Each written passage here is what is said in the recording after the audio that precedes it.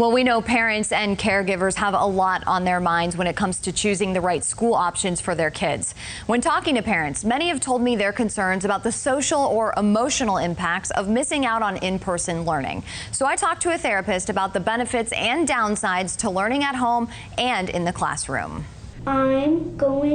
When choosing between the home classroom and physical classroom, you of course think of the health impacts of COVID-19, but there are also social and emotional factors at play here for your kids. So to break it all down, I'm talking with Teresa Klein, a child and family therapist at Camel City Counseling. She works with clients in multiple states, including here in Florida. Let's say you decide to go with at-home learning, either virtually or through homeschooling. What kind of things are elementary school students missing out on, or I guess you could say, what are the social impacts of not going to an in-classroom setting because of COVID-19? Generally around this age, a lot of it is children learning about social cues from the peers around them. You know, it's how they learn how to play cooperatively, how they learn how to negotiate solutions to conflicts, and how they start to test out their growing independence. So an area where they will have a drawback is that they won't have that direct type of learning going on in a classroom setting. Klein also says pre-K through elementary kids are at an age when they start to challenge boundaries. So parents and caregivers may have to outline those boundaries more clearly and more often. For students at the middle school age, there will be probably fewer opportunities for friendships to deepen, for them to bloom.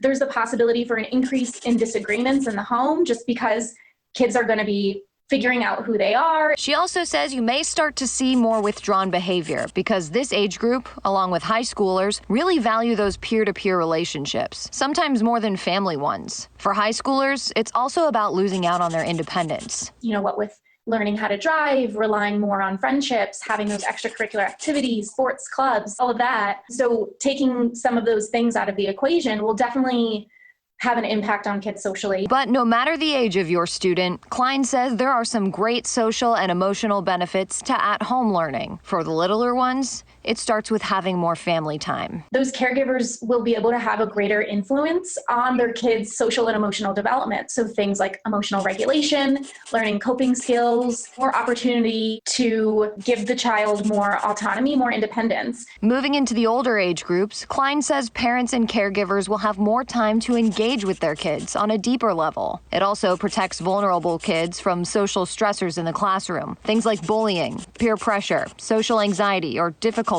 with peer-to-peer interactions. One of my kids has more of a generalized anxiety plus perfectionist tendencies. So peer-to-peer interactions aren't just, hey, you're my friend, that's great. It's this added stress of I'm competing against you because I want to be the best in this class. If you do decide to send your kids back to class, Klein recommends having clear conversations in a way they can understand about what can be expected and why. Tell kids not to worry them, but let them know that there may be more difficulties in interacting with their peers, and let them know that it's okay if it's a stress on them, it's okay if it's a concern, and that you're there for them if they need to talk to you, if they need to voice some of those worries. Now, Klein also says when it comes down to deciding which route to go with your child, it's about knowing your child and how they would thrive best. You know your student more than anyone else and what they need.